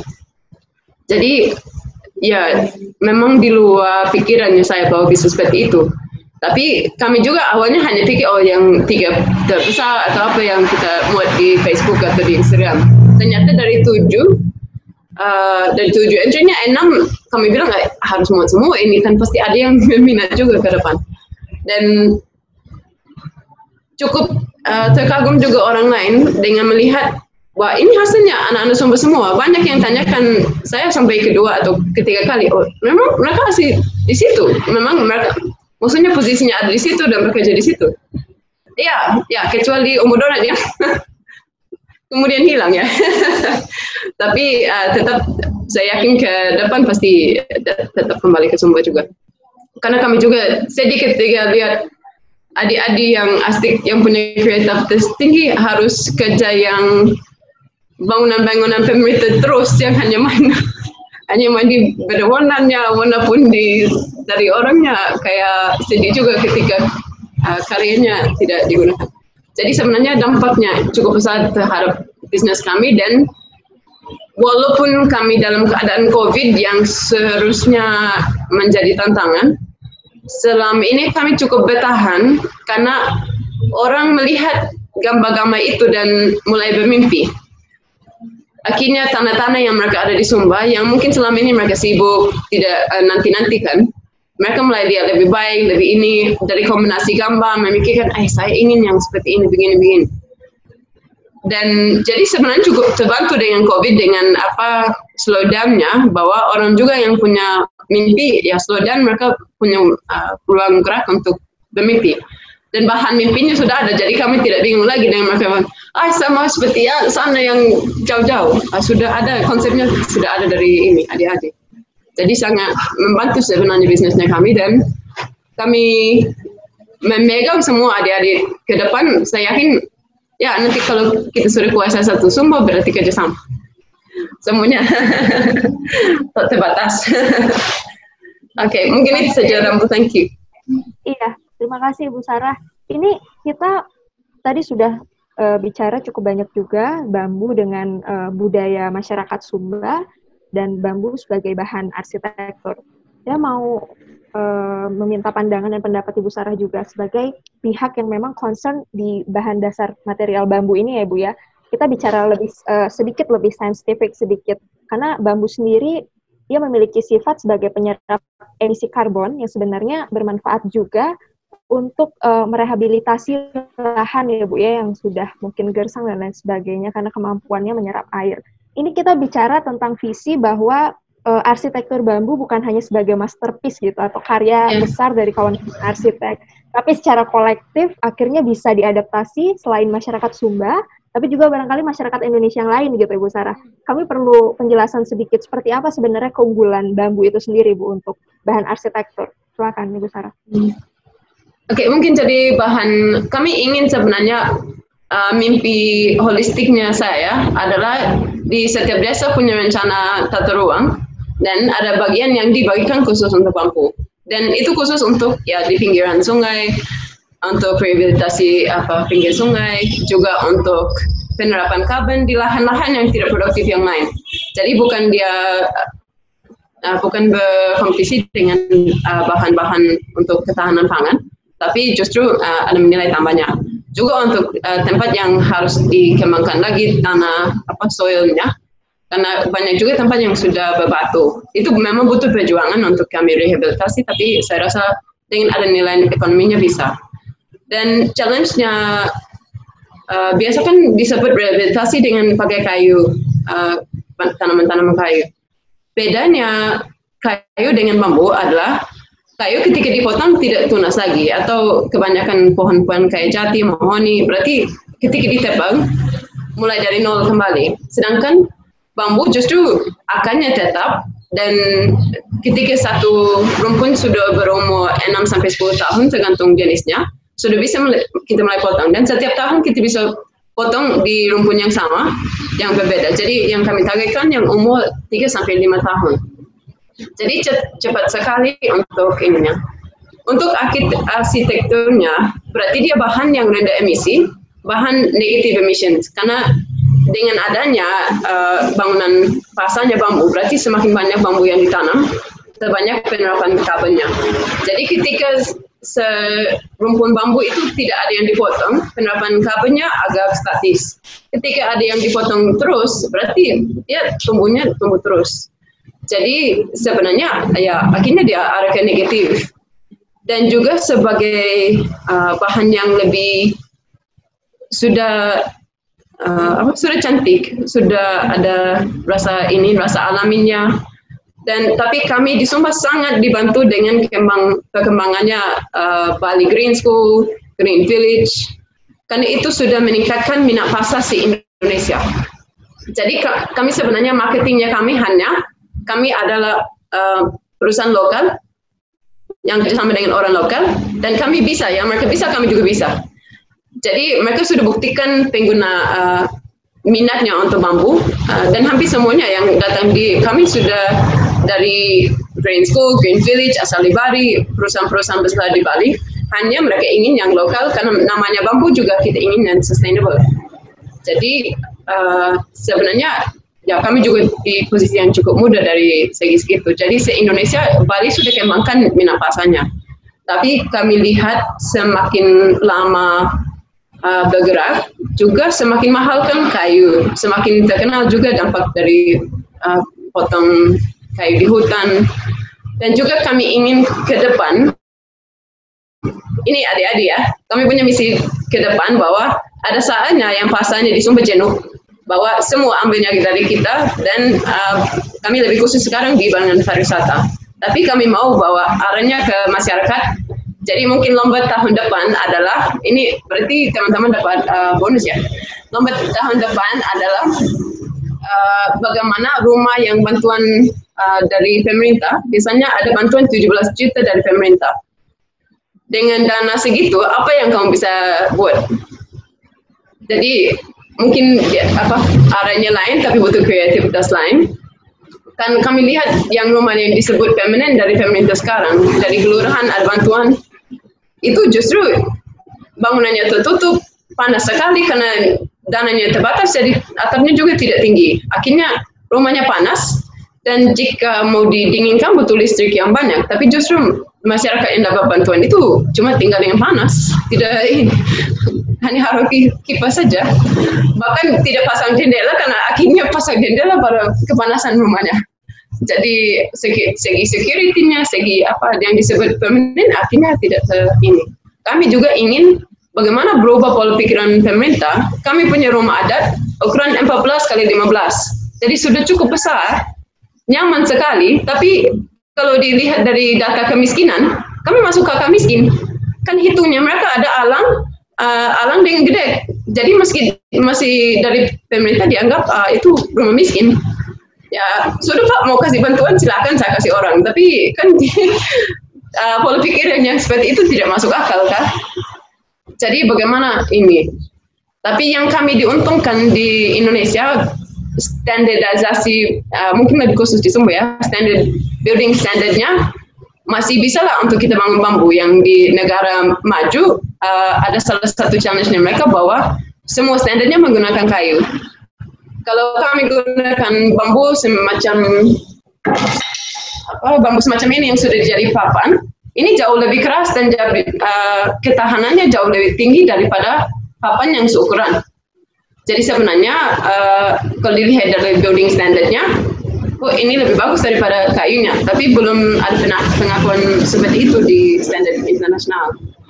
Jadi kami sebenarnya bisa di ujung tombak inovasi justru karena tidak terlalu banyak aturan atau aturan mungkin yang belum begitu diterapkan di Sumba, sedangkan di kota-kota lain yang sudah lebih ketat untuk EMP dan lain-lain butuh syaratnya lebih tinggi. Sorry saya potong. Jadi itu punya kesempatan yang luar biasa sebenarnya. Yang papan tadi bambu laminasi ya, Sarah ya? Itu dilaminasi? Ya cuma disambung-sambung dari semacam. Tunggu ya.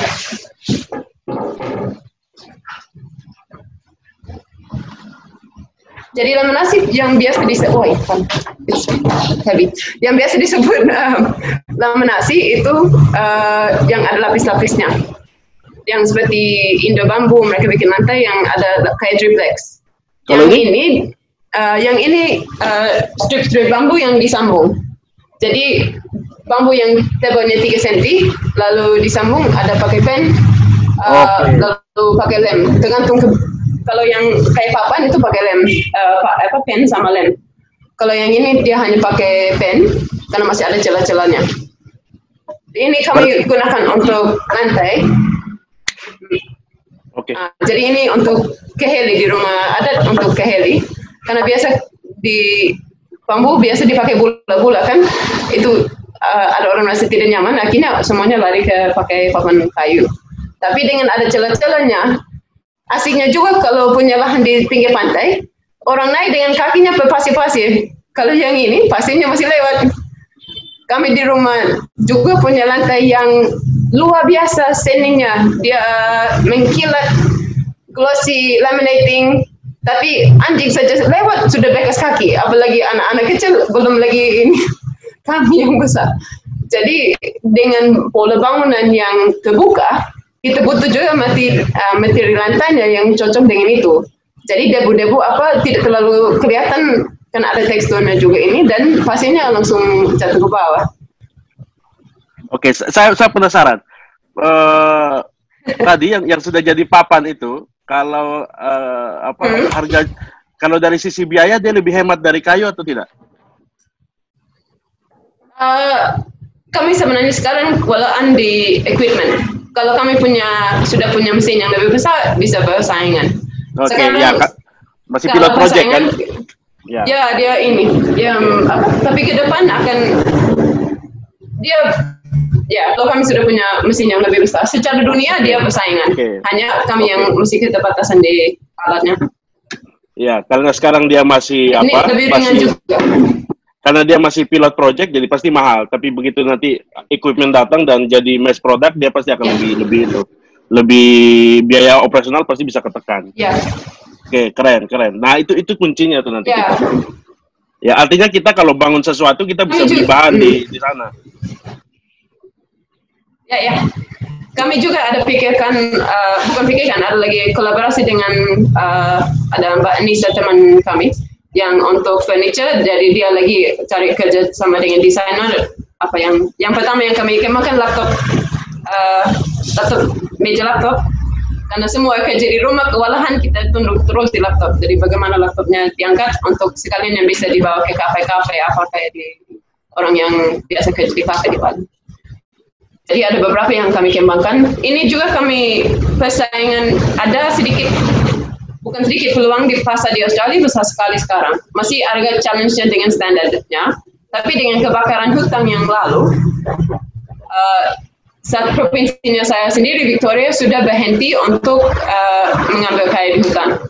Itu sebagian karena lingkungan, tapi sebagian karena memang stok hutan yang dapat dengan sustainable sudah tidak ada karena kebakaran yang begitu luas.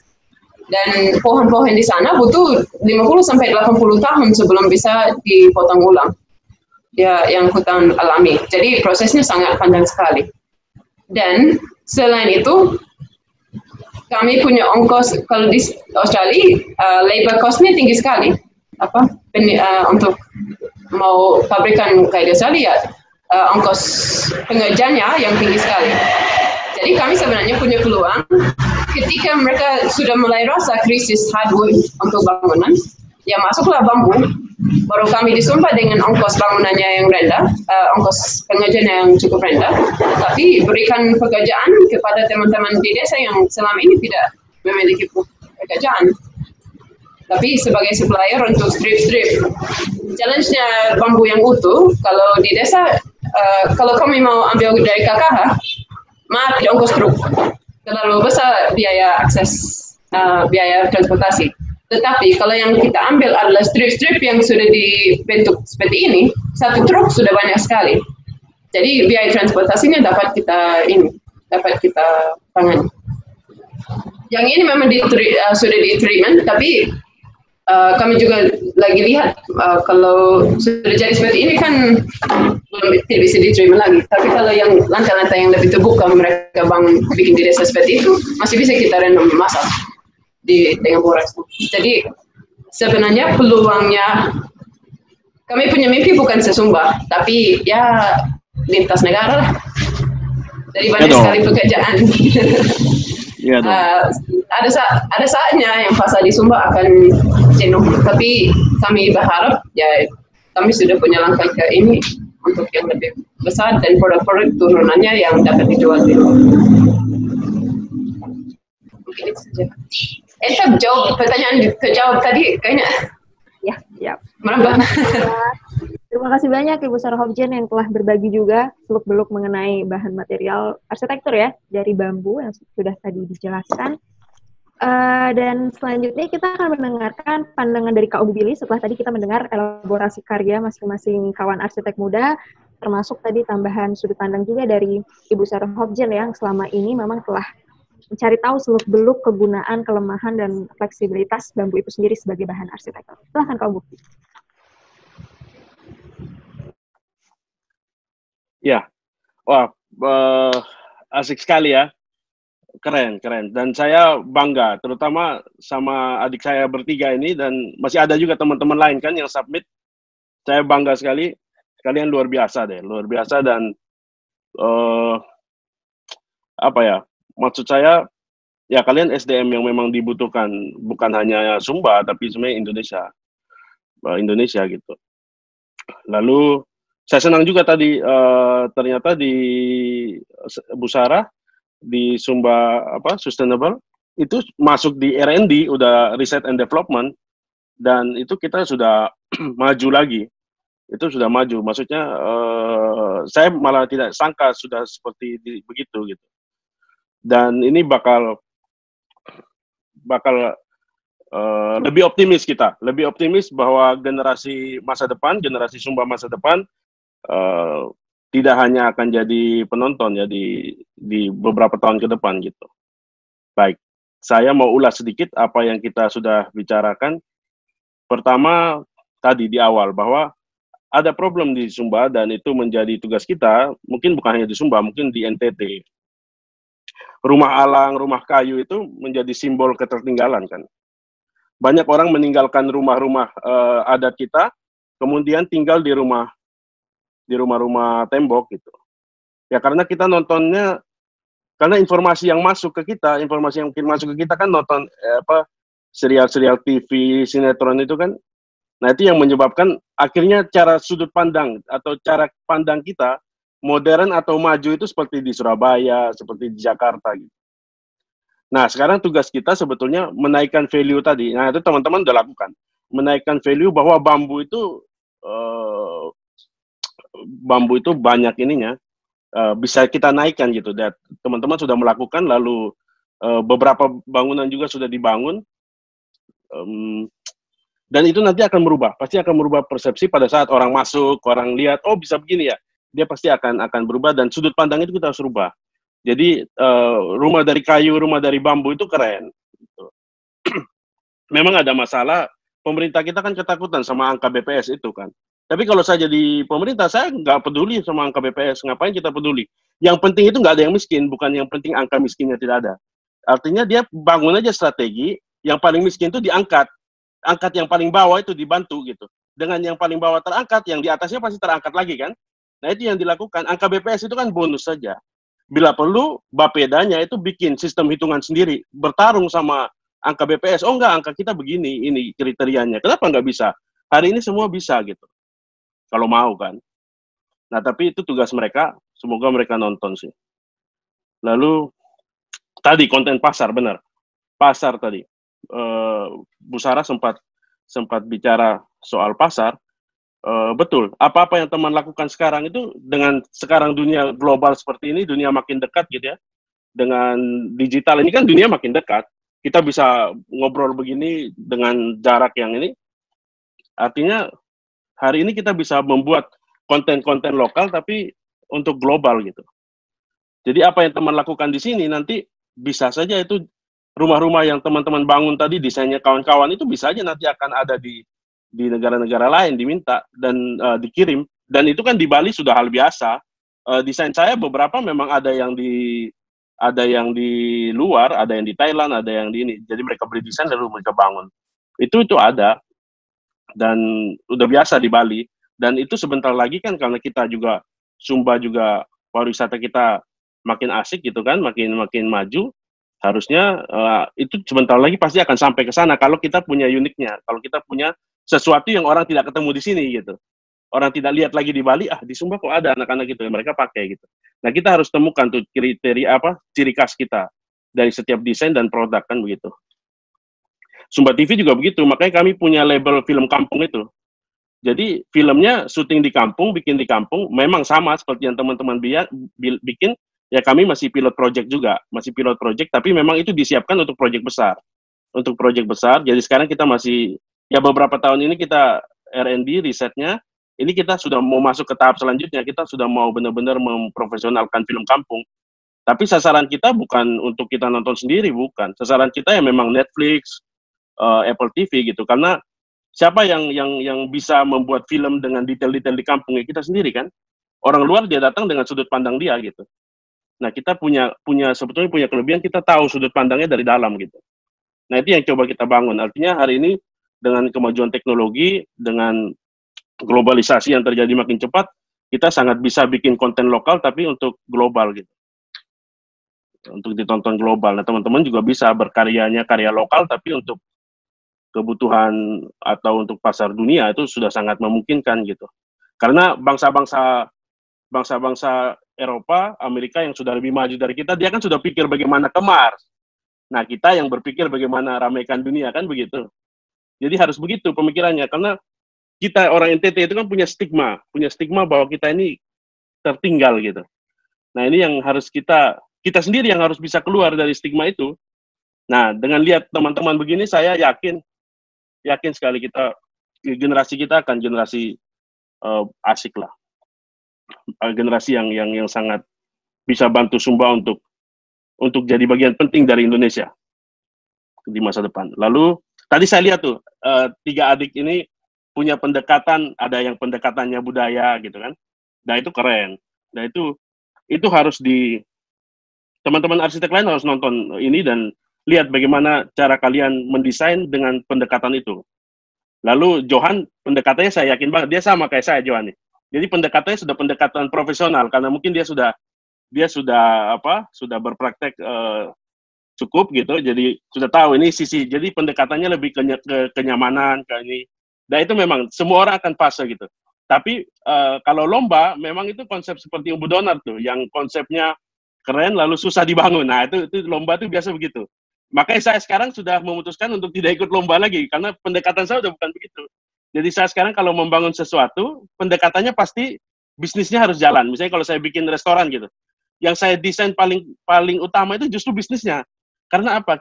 Jasa kita, aset kita sebagai orang yang di industri jasa itu kan portofolio. Jadi kita nggak boleh bangun restoran, kita tidak boleh bangun hotel, lalu hotelnya bangkrut.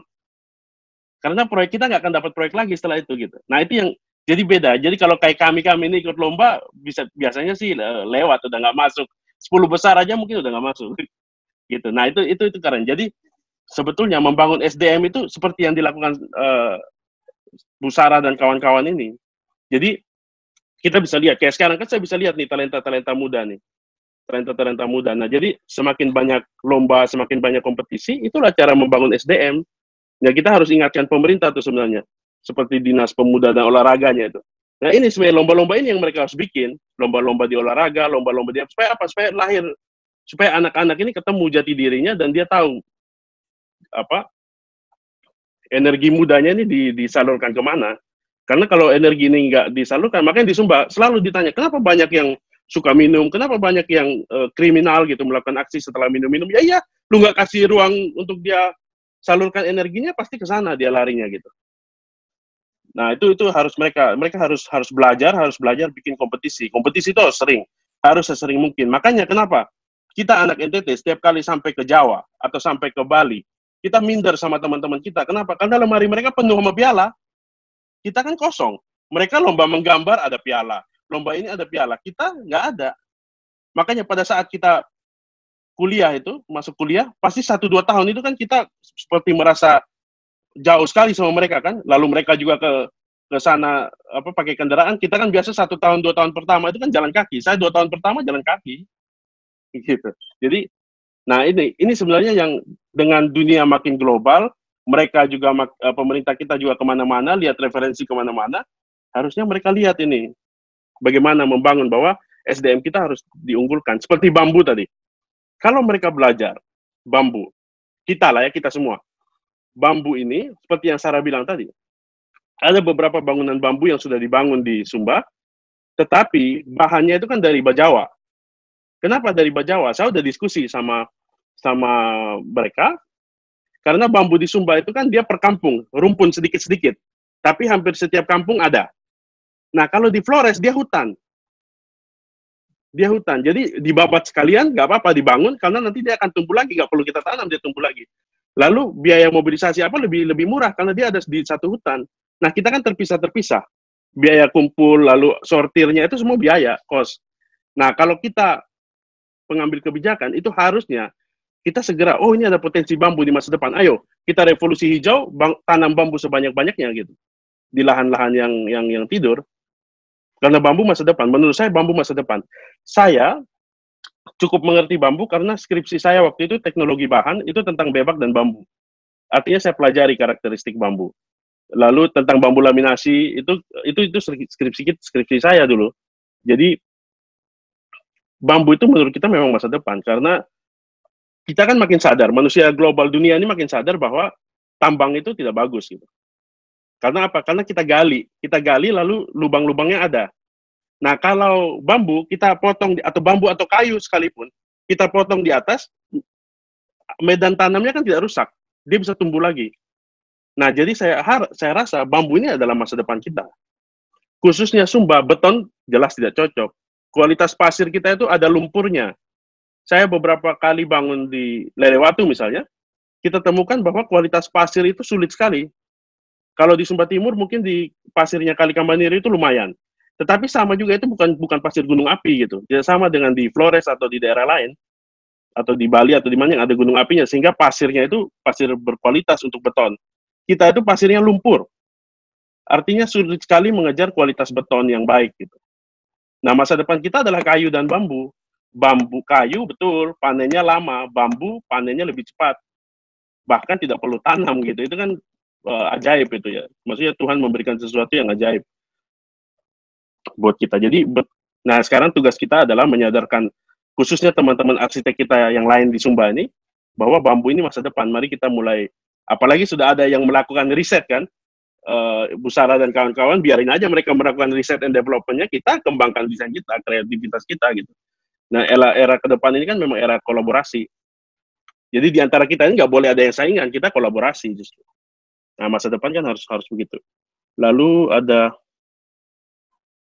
catatan saya tadi soal bambu. Ya, itu dia tadi. Pokoknya bambu itu menjadi masa depan. Dan betul tadi ada lagi satu, bahwa apa-apa tadi yang teman-teman desain itu kan menunjukkan ciri khas lokalitas kita kan. Nah, menurut saya justru bangunan-bangunan vital kita, karena kita juga mengarah ke industri pariwisata di Sumba, bangunan-bangunan utama kita harusnya justru itu. Justru kearifan lokal, ciri khas lokal itu yang diangkat gitu. Diangkat. Jadi ya kita bisa contoh Banyuwangi lah, bagaimana airportnya gitu. Airportnya menunjukkan ciri khasnya. Kita juga harusnya berani begitu. Berani bangunan-bangunan kita itu bermain dengan ciri khas lokal kita. Karena ternyata kan kita punya arsitek-arsitek lokal yang mampu gitu. Dan kita juga bisa ajak arsitek-arsitek nasional untuk bantu kita, untuk bantu sebagai membimbing kita kan, itu bisa banget. Yang penting kita mau. Untuk apa kita bikin airport dari kaleng-kaleng gitu, bahan-bahan kaleng yang kita import semua gitu kan? Nah itu, jadi saya sih nggak mau desain airport dari kaleng-kaleng. Ruko aja pakai kaleng-kaleng itu saya nggak mau. Nah jadi ya intinya saya mau bilang bahwa saya bangga ada adik-adik ini. Nanti mungkin kalau COVID ini sudah selesai, kita harus ketemu di tempat di Prelio kali. Paling keren sih ketemunya di Prelio ini. Nah, nanti ya semoga bisa lebih cepat kita bisa terbang ke mana-mana dan kita jadi tamu. Ya saya rasa itu. Terima kasih untuk hari ini untuk teman-teman semua. Terima kasih Kak Bu Billy yang juga telah berbagi mengenai gagasan pandangannya, merangkum pembicaraan kita pada siang hari ini ya di e-talk Suara Sabana.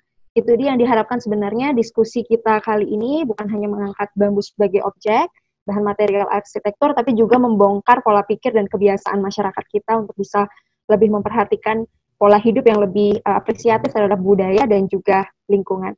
Terima kasih banyak kepada para narasumber yang telah berbagi dan juga mengelaborasi karya-karya mereka masing-masing. Saya mengucapkan terima kasih banyak kepada Ibu Sarah Hopjan, co-founder dari Sumba Sustainable Solutions. Terima kasih banyak kepada Kak Umbu Donard. Terima kasih juga Kak untuk berbagi pada hari ini, dan juga kepada Kak Stefanus Lualu atau Kak Evan. Terima kasih banyak. Dan juga untuk Kak Johan Walgole. Terima kasih banyak juga telah berbagi dalam e-talk Suara Sabana episode ke-6 kali ini. Dan terima kasih kepada para pemirsa yang juga telah menyimak e-talk kali ini. Kita bertemu lagi dalam e-talk Suara Sabana episode selanjutnya. Sampai jumpa.